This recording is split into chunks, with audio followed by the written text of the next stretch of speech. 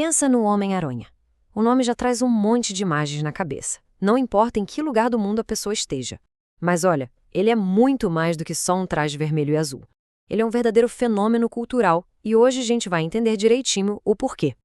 E isso não é exagero, viu? Quando o assunto é grana, ele joga em outra liga, deixando todos os outros heróis para trás. Os lucros dele não são contados em milhões, mas em bilhões, com filmes, produtos e tudo mais que se possa imaginar. Ele não é só o rosto da Marvel, ele é, tipo, o motor financeiro da empresa. Então a grande pergunta é essa: como? Como que um garoto do Queens, que vivia quebrando a cabeça para pagar as contas, virou essa lenda mundial? É essa jornada que a gente vai desvendar agora.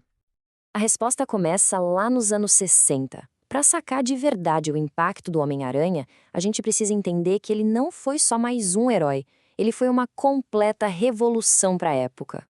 Pensa um pouco no cenário daquele tempo. Antes do Homem-Aranha, adolescente em gibi, tinha um papel bem definido, ser o ajudante.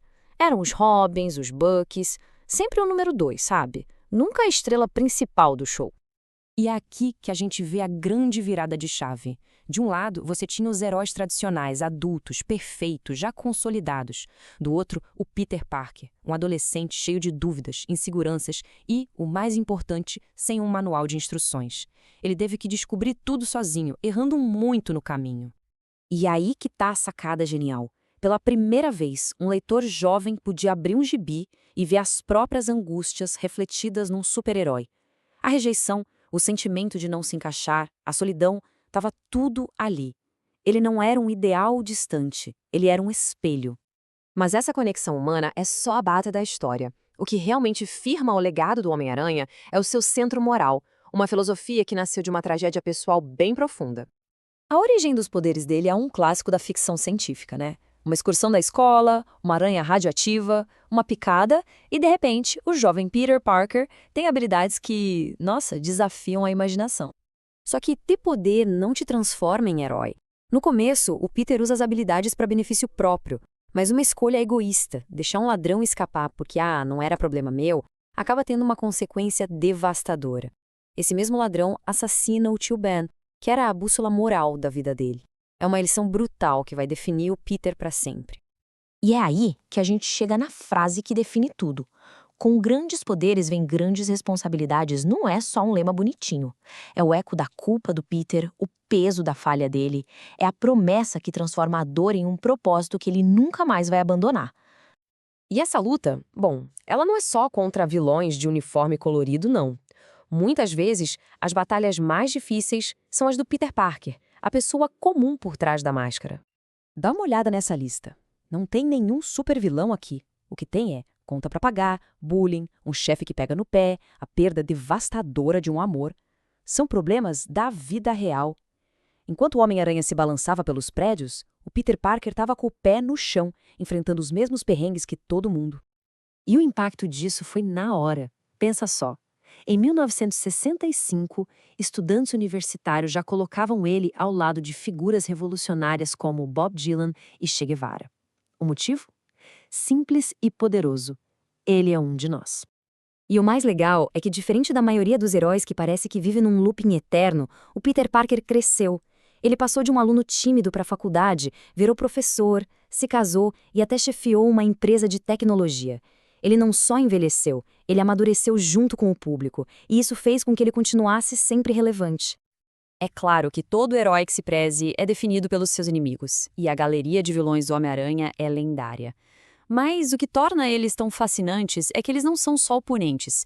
São, na verdade, espelhos distorcidos do próprio herói. A própria origem do Peter veio de um acidente científico, um poder que ele escolheu usar para o bem. Já os maiores inimigos dele representam o outro lado dessa moeda, o que acontece quando esse mesmo tipo de poder é corrompido pela ganância, pela vingança ou pela pura loucura. Vamos pegar 3 exemplos clássicos. O Norman Osborn, que buscou poder na ciência e acabou encontrando a insanidade.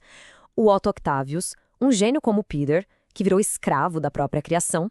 E o Ed Brock, que, consumindo pelo ódio, abraçou a escuridão que o Peter rejeitou.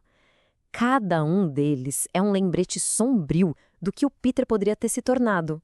Então, quando a gente junta todos esses ingredientes, um conceito revolucionário, um centro moral que não se abala, uma humanidade com a qual todo mundo se identifica, e vilões que são reflexos sombrios, o resultado não é só um super-herói, é o nascimento de um ícone cultural. Nos quadrinhos, o poder de atração dele é imenso. Só para ter uma noção, em 1990, uma única edição de uma série nova vendeu mais de 3 milhões de cópias. Numa indústria onde algumas dezenas de milhares já é um baita sucesso, esse número é de outro mundo. E essa popularidade explodiu no cinema. Não uma, mas 3 vezes. Com 3 atores diferentes, ele conseguiu cativar uma nova geração de fãs a cada reinício, provando que a história dele é atemporal e universal. Mas a influência dele vai muito além dos gibis e do cinema. Ele é o rosto da Marvel, estrela da Broadway, um balão gigante em desfiles. A imagem dele é tão presente que ele é citado tanto por rappers quanto por juízes da Suprema Corte. Ele realmente teceu a teia dele por toda a nossa cultura. O que nos deixa com uma última reflexão. Para um herói tão marcado pelas próprias falhas, pela culpa, qual é, no fim das contas, o maior sucesso dele? Talvez não seja derrotar o vilão da semana. Talvez seja simplesmente o fato de que, não importa quantas vezes ele caia, ele sempre, sempre se levanta para tentar fazer a coisa certa. E essa talvez seja a lição mais poderosa de todas.